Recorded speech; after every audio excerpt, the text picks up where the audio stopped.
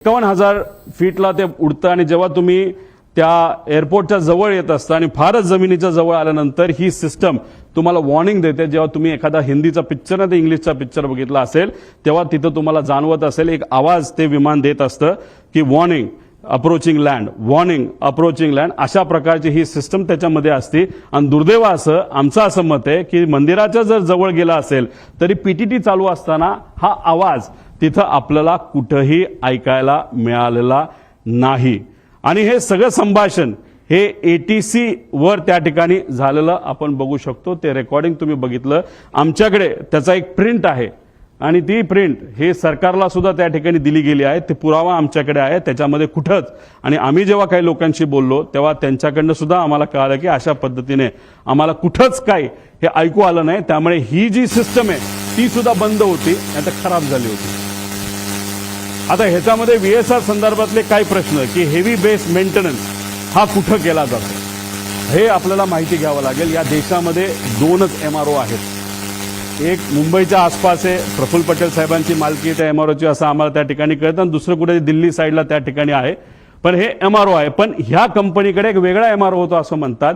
ते स्वतःच्या कंपनीच्या माध्यमातून ही सगळी 27 विमानं ते मेंटेन त्या ठिकाणी करत होते. मग त्यांच्याकडे एक्सपर्ट होते का?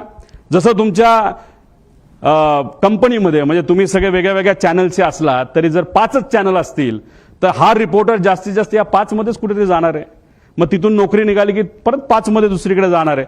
तसंच एमआरओ जर 2च असतील तर मग ते लोक कोण आहेत जे लोक या व्हीएसआर कंपनीमध्ये आज काम करतात? पूर्वी ते कुठं काम करत होते?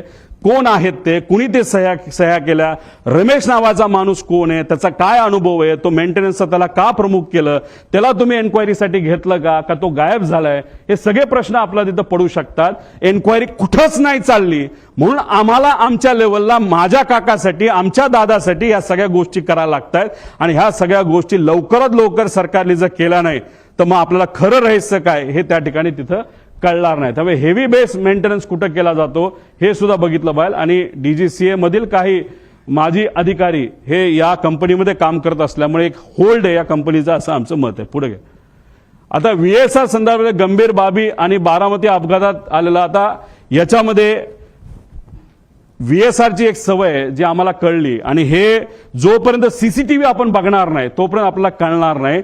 तर हे लोक काय करायचे नाही तर करतात तर हे कॅन असतात विमानाचे. जसं दादा ज्या विमानामध्ये बसलेले मागे मी म्हणलो तो बॅग ठेवायची जागा आणि दादा खूप जास्त लांब जाणार नव्हते. त्यामुळे ह्यांना एक सवय त्यांच्याच एका अधिकाऱ्याने आणि पायलटली मला सांगितलंय आम्ही कॅन एक्स्ट्रा इल्लीगल आहे डीजीसीए अलाव करत नाही. आम्ही एक्स्ट्रा कॅन 50-50 लिटरचे हे 8 ठेवत असायचो. म्हणजे जिथं कुठं लँड होईल तिथे एखादा छोटासा टँकर आणून पैसे देण्यापेक्षा तेच जर आम्ही पेट्रोल ओतलं तर आम्ही सेफ राहू शकतो असं एका माझी पायलटली ज्यांनी व्हीएसआर मध्ये काम केलं असं आम्हाला तिथं सांगितलंय. त्यामुळे जिथं कुठं गेल्या वर्षभरात व्हीएसआरची विमानं उतरली तिथला सीसीटीव्ही कॅमेरा टेक ऑफच्या आधी आणि मेंटेनन्सच्या आधी हा बघितलाच पाहिजे. आणि ह्या गोष्टी खऱ्यात का हे कुठेतरी आपण समजून घेतलं पाहिजे. आणि जर हे खरं असेल तर विमानामध्ये जर पेट्रोल इल्लीगली एका कॅनमध्ये ठेवलं तर ते विमानासाठी बॉम्ब सारखंच असतं असं आमचं त्या ठिकाणी मत आहे.